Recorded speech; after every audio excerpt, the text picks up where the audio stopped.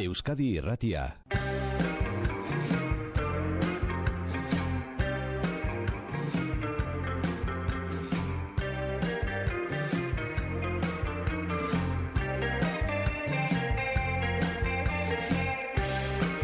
Buru osasunaz aritu nahi dugu, gazteenen buru osasunaz eta dauden arazoei aurre egiteko gero eta ekimen gehiago ezagutzen ari gara, horietako bati egin nahi diogu tartea datozen minutuetan. Basurtuko ospitalean bada, gainera, Europako Batzordeak saritu duen proiektua, jardunbide onenaren kategorian, Bizkaiko nerabeentzat erresilientzia eta kurrikulum sozio-emozionalaren izenburupean, 29 ikastetxetan banatuta dauden 2000 ikaslek baino gehiagok jaso dute formazioa. Praktika on horiek ezagutzeko Iñaki Kerex eta Bilboko estudioetan dugu aurrentzako psikiatra eta proiektuaren bultzatzaileetako bat. Iñaki, kaixo egunon. Bai, kaixo egunon denoi. Ezagutu nahi dugu zuek programa honetan egiten duzuena, zuek osasun arloko profesionalek norekin landu duzue programa, ikaslekin edo irakaslekin zuzenean?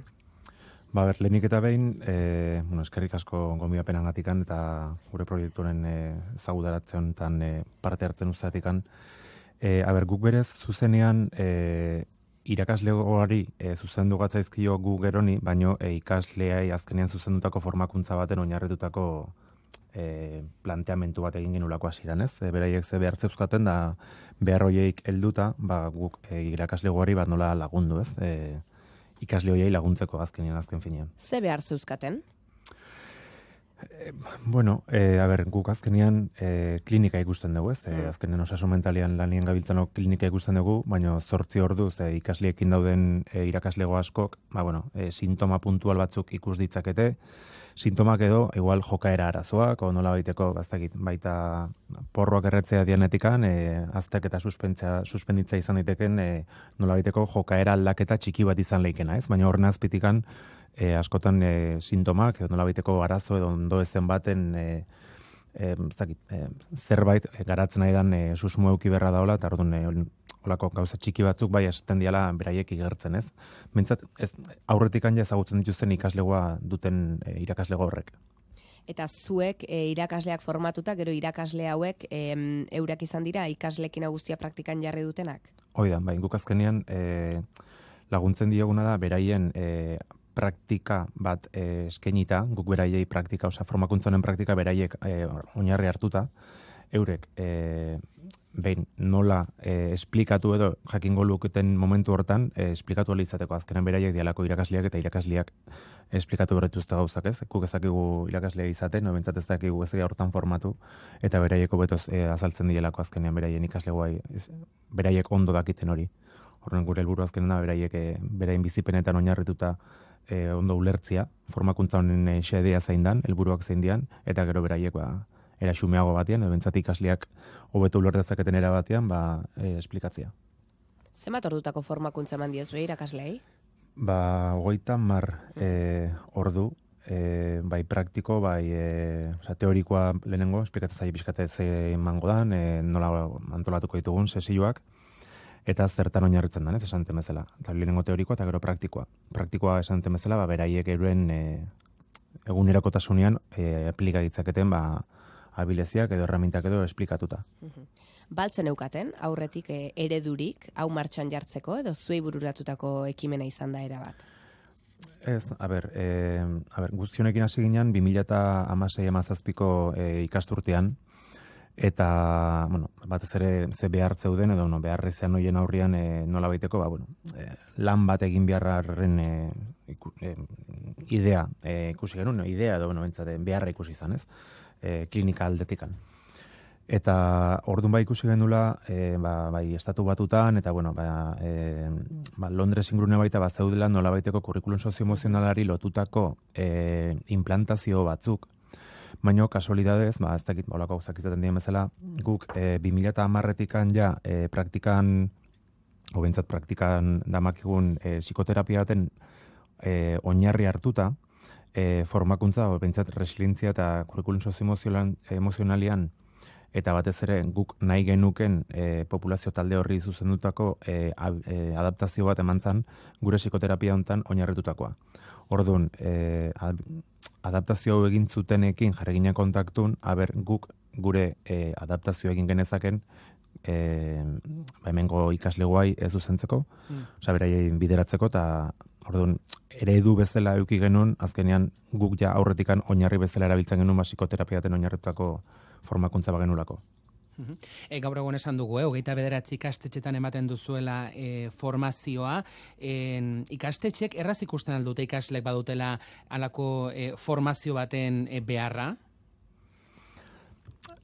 Formazioaren beharra dutela bai, ematea ikusten dute zaila askotan, ez?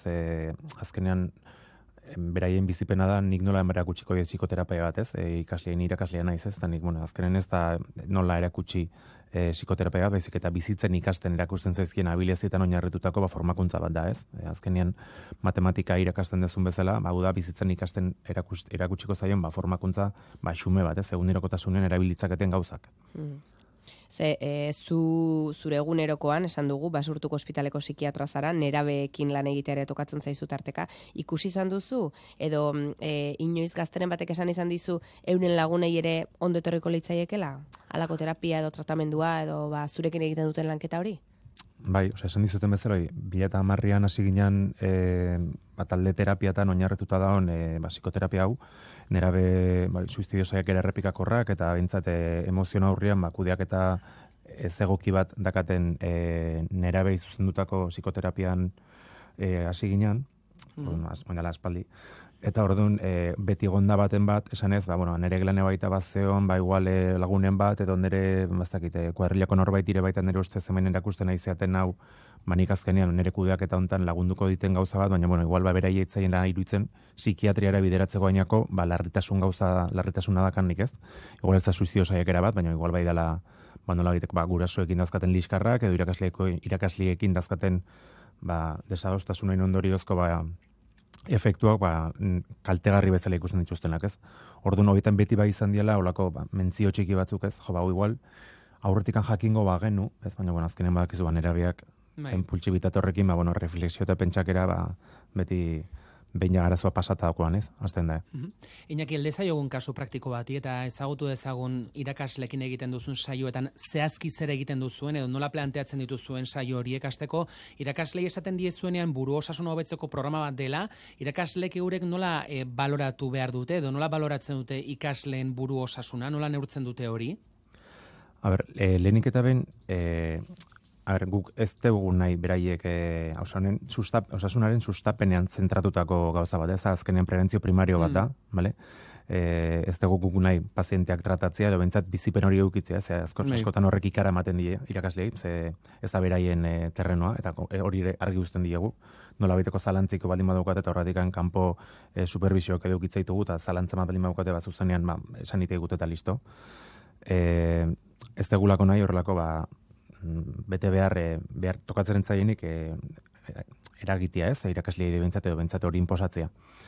Orduan, beraiek bai ikusi ditzaketekela jokaera aldaketa desberdin batzuk, nire ustez lehenago identifikatzea dituztenak esan ditzuten zelako hiek, ez? Azterketan igual urduriago jartzen diala, horrelako gauzak, ondo ez emozionala guztiz identifikatu gabe, ez? Hori igual azpiko guzti hori, azpitik dakate magma bero hori, askotan zaila da identifikatzea, ez? Azkenean nerabeak bakoitza dan bezalakoa da, eta normaltzat dakagunik, ez dakagu, ez da neraben normalik, ez da nola esan.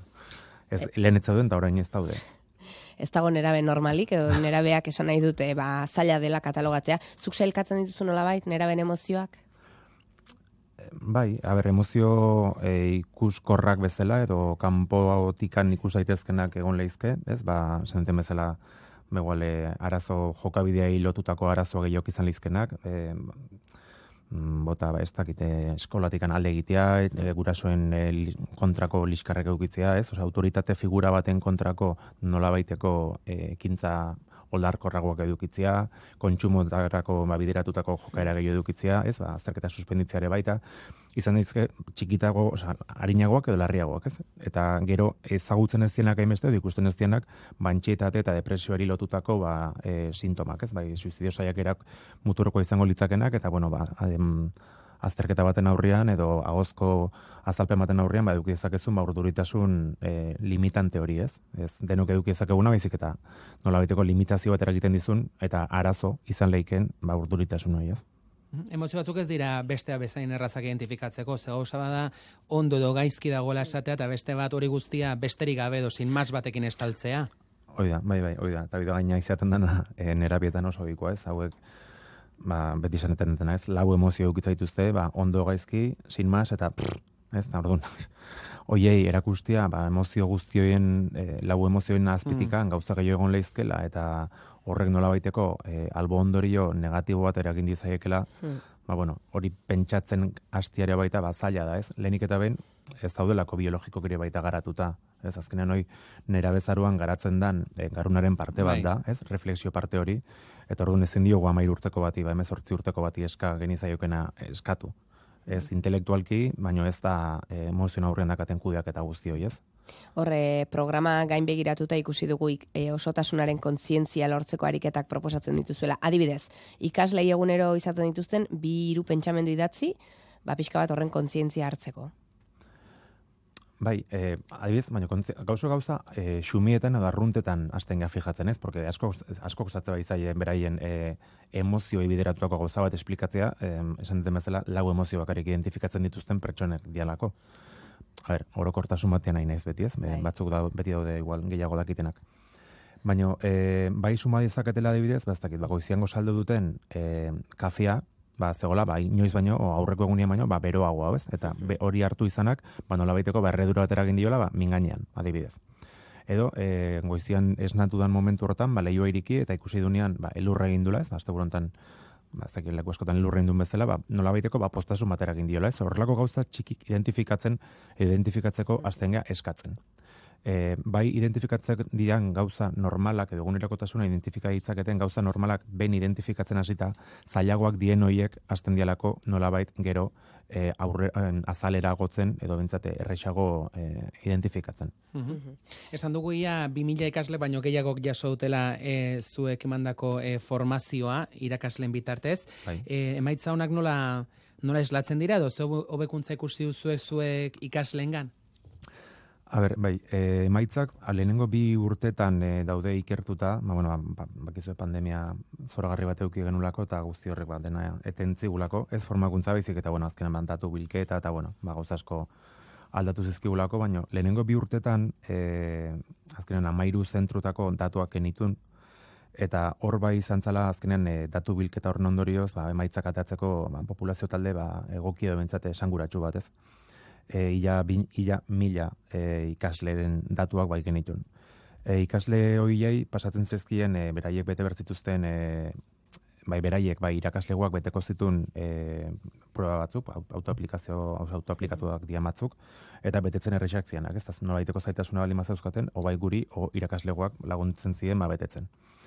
Eta orduan, datu horiek hartuta formakuntza jaso aurretik eta formakuntza jaso ondoren, horren izan zen konparaketa, bigarren urtean sartu genuen formakuntza jaso zen ez zuten talde bat, ez? Talde kontrol talde bat bezala. Eta orduan horrekin konparatu posible izan genitun, zenbaten einoko onurak edo aldaketak egon zitezken formakuntza jasotzen eta ez zuten hoien arteko ikaslietan. Bai ikusi zala sintoma emozional horiek formakuntza jaso zutenak hasieran zutenetikan formakuntza jaso ondoren 50%ko hobekuntzak aldatu zala, ez? Antsietate sintoma horiek, depresio sintoma horiek, bentsat berain autoestima igual bajuago horri lotutako sintoma horien hobekuntza emantzala kontrol taldearekin konparatuta, eta jokaera arazoak, ez da hiperaktibitatearekin lotutakoak, edo nolabaiteko pertsona arteko liskar guzti horiek edo, formakuntza jaso zutenak eta ez zuten horien arteko konparaketa inda 100% jasotakoen 100% hobekuntza emantzan. Orduan, klaro, espero etzan, bai pentsatzen genulako, igual irakaslegoak ez, sumatzen zuen, seguraski antxetata arazoak edo emozioak hobetu ingo zaizkile, baina jokaera arazoak etzan espero. Orduan, hor dago baita nolabaiteko irakaslegoaik guk erakutsi nahi genien gauza hori, ez? Askotan jokaera oldarkor edo kanpotikan ikusten dian jokaera zatar edo itxusi edo, ez? Molestatzen duten horien azpin, askotan ondo eza emozional bat egoten dela. Eta molestatzen duten ikasle horiek baita sufritzen ari dian, seinale izaten dela, ez, molestia edo bentsate zalaparta guztioi. Europako batzordeak Osakidetzako Basurtuko Unibertsitate Ospitaleko Psikiatria Zerbitzuaren proiektua aitortu du, osasun mentalaren arloko praktika hoberentzat, Bizkaiko nerabentzat erresilientzia eta kurrikulum sozioemozionala proiektua. Iñaki Kerexeta, eskerrik asko eta segi fin lanean. Bai, eskerrik asko zuei.